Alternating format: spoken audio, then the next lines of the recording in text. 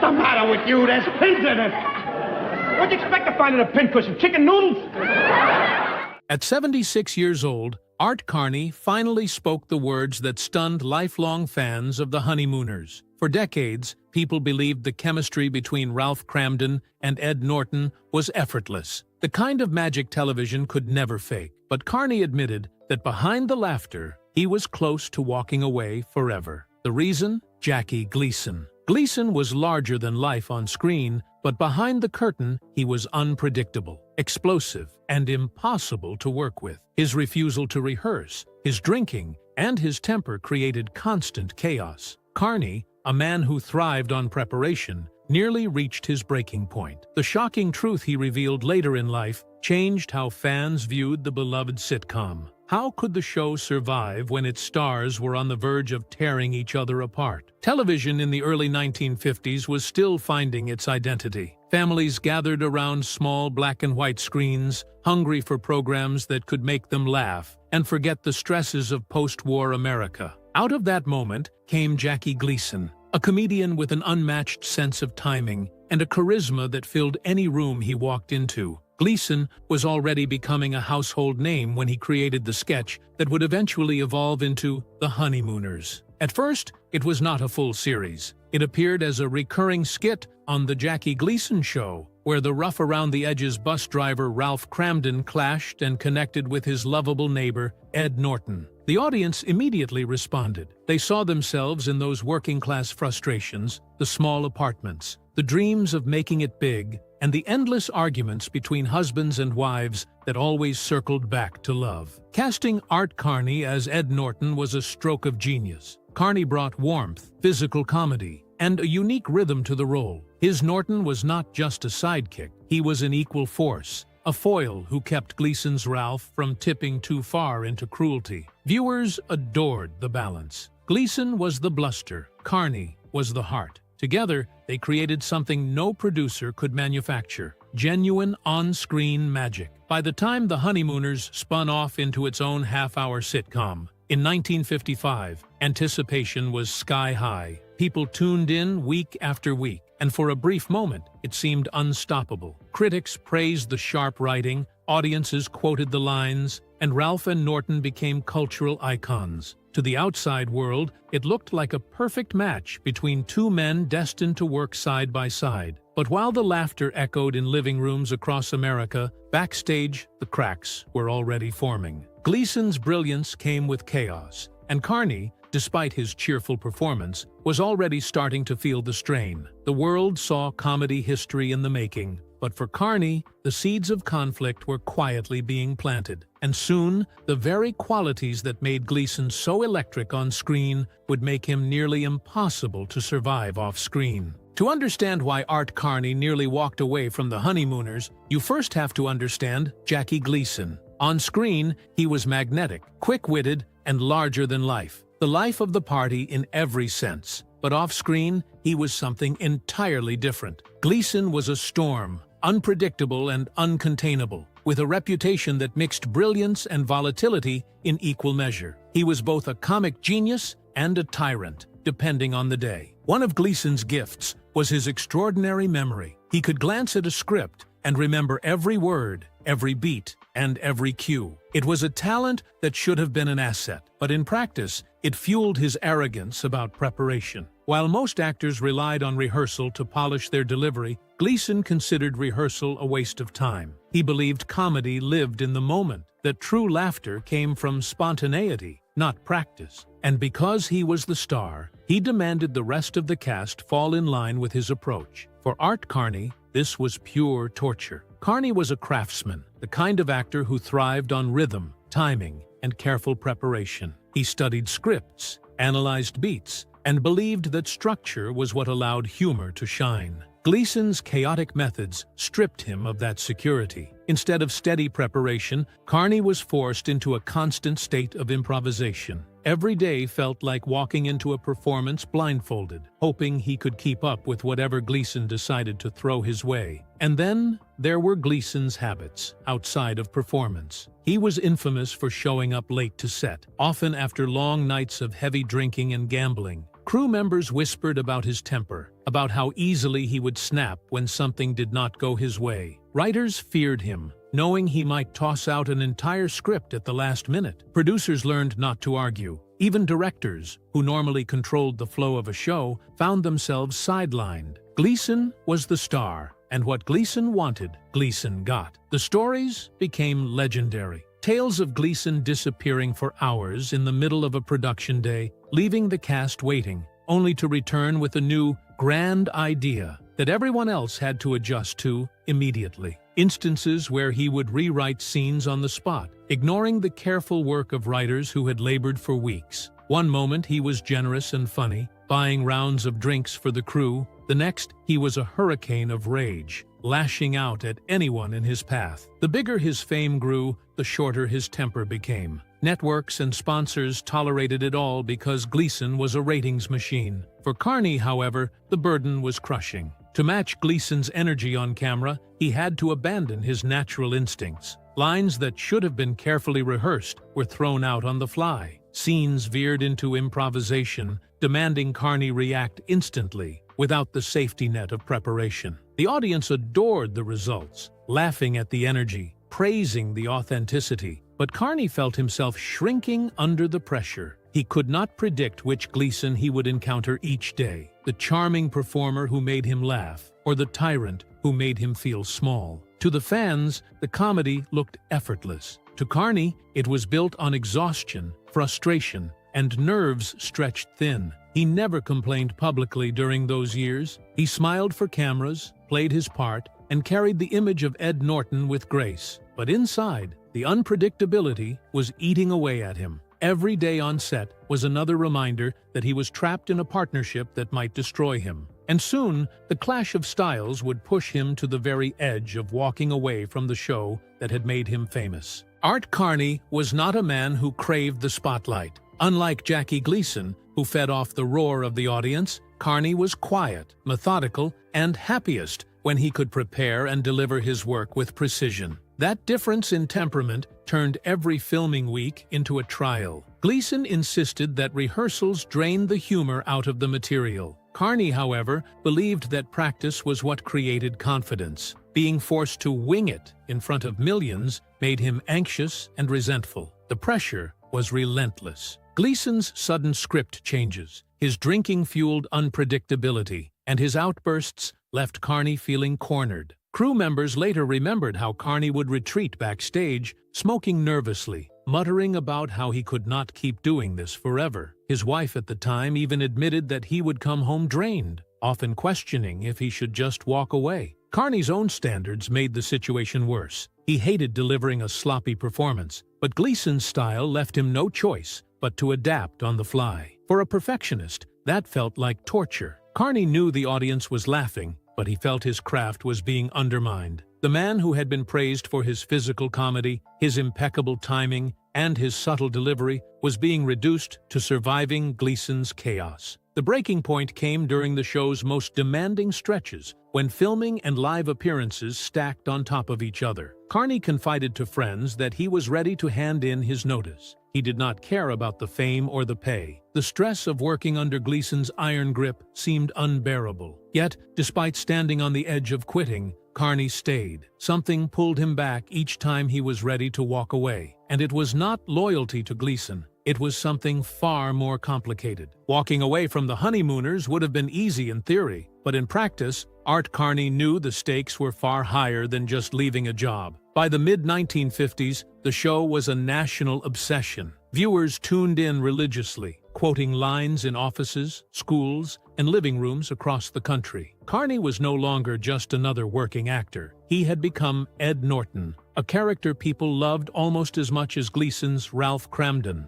Stepping away would have meant not only risking his career, but also disappointing millions of fans who adored him. There was also the money. Television in those days was not as lucrative as later decades, but being on a hit program brought steady paychecks, sponsorship deals, and opportunities that Carney might never see again. For a man who had struggled for years to make a living in show business, walking away from that kind of security was terrifying. But it was not just about fame or financial comfort. Carney in his own quiet way, respected Gleason's talent. He may have despised the unpredictability, but he recognized genius when he saw it. Gleason could hold an audience in the palm of his hand, and Carney knew that working alongside him, no matter how painful, was cementing both of their names into television history. Even at his most frustrated, Carney admitted later that there were nights when Gleason's timing left him in awe. Carney also cared deeply for the rest of the cast and crew.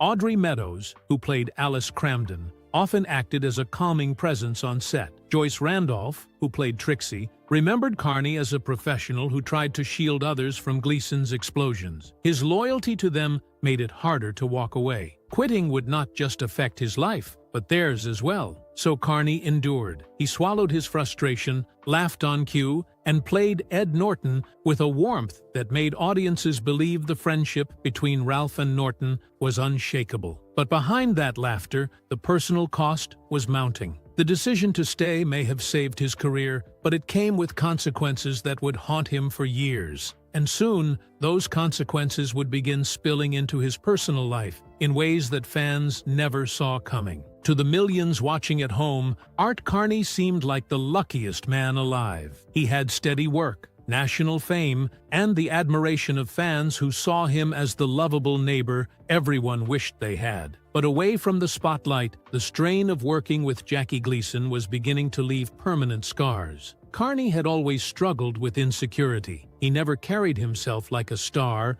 and often doubted whether he belonged in the industry at all. Gleason's bullying presence magnified those doubts. Being forced to perform without rehearsal chipped away at his confidence. Every time Gleason showed up late, shouted at crew members, or tossed out the script at the last minute, Carney felt his anxiety climbing higher. The laughter from the audience did not soothe him. It only deepened the pressure to keep performing in circumstances that felt unbearable. Those stresses followed him home. His first marriage began to suffer as he returned from work exhausted, irritable, and emotionally drained. Friends recalled how Carney often used humor as a mask, cracking jokes to hide the frustration that was eating at him. Behind closed doors, however, he leaned increasingly on alcohol to calm his nerves. What began as a way to take the edge off soon became a dangerous crutch. The more the public adored Ed Norton, the more Carney felt himself slipping away from his own identity. He was trapped between being the audience's favorite sidekick and being a man quietly unraveling under the weight of Gleason's dominance. Depression set in, compounded by the feeling that he could never truly escape the shadow of his co-star. By the 1960s,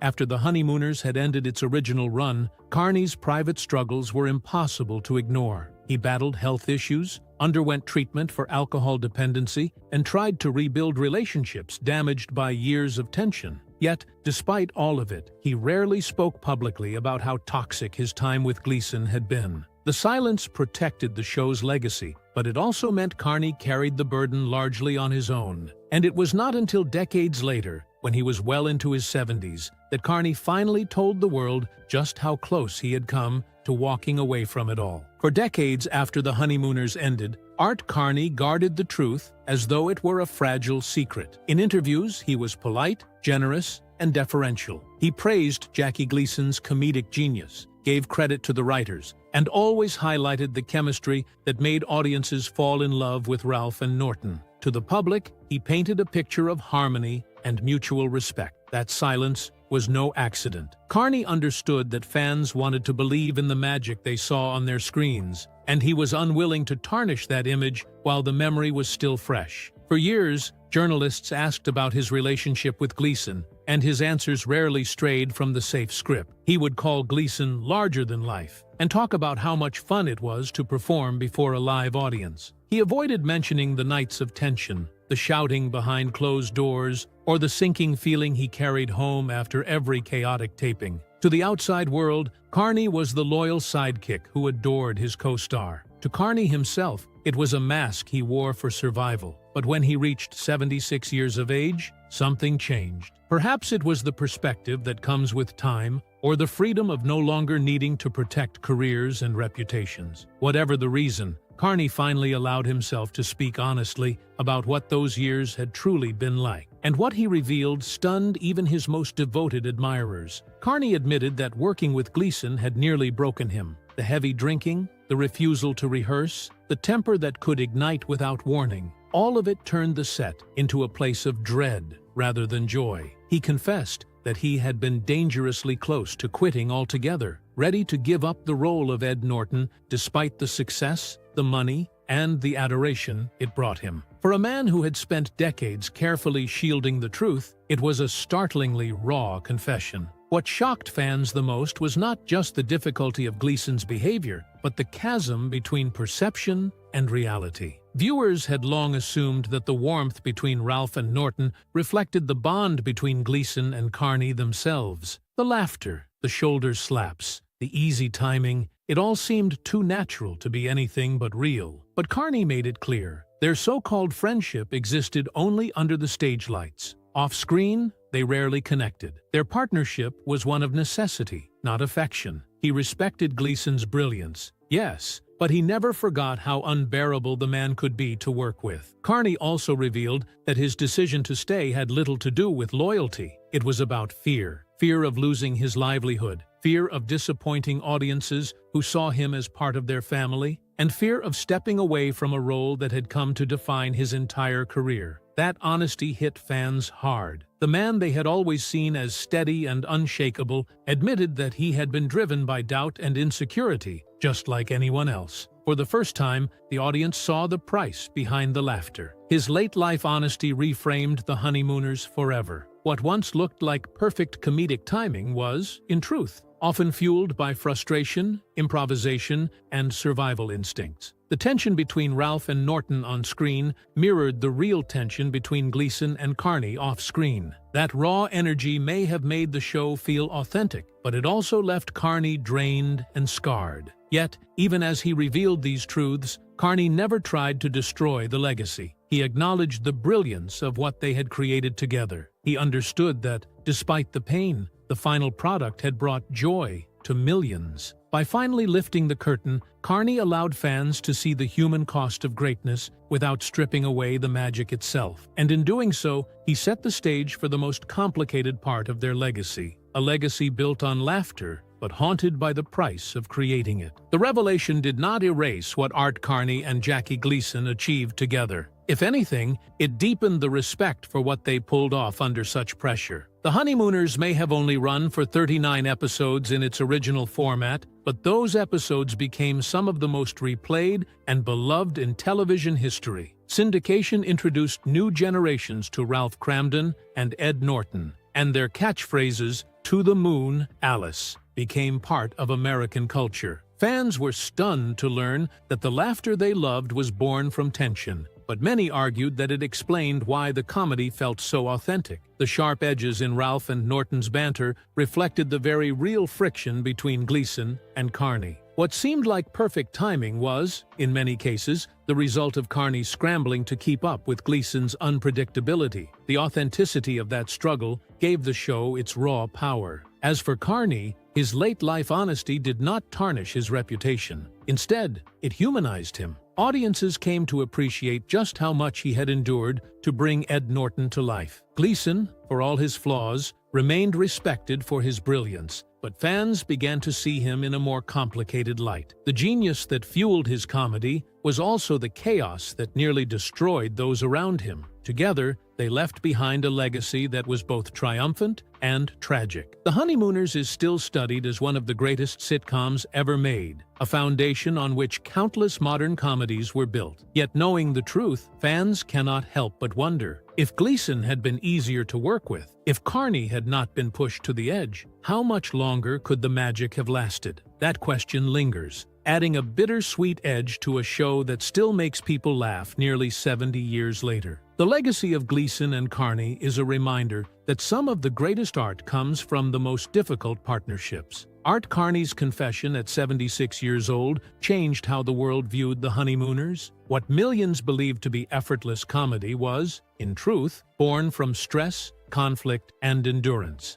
Jackie Gleason's brilliance created television history, but his volatility left scars on the very people who helped bring his vision to life. For Carney, the decision to stay gave him fame and recognition, but it also cost him years of personal struggle. And yet, when the curtain fell, what remained was a body of work so timeless that audiences still laugh at it today. Perhaps that is the greatest irony of all. The tension that nearly broke them also created comedy that will never fade. What do you think? Was The Honeymooners truly worth the pain behind the scenes? Or does knowing the cost change how you see it? Let us know in the comments, and do not forget to like this video, subscribe for more untold Hollywood stories, and click the notification bell so you never miss what comes next.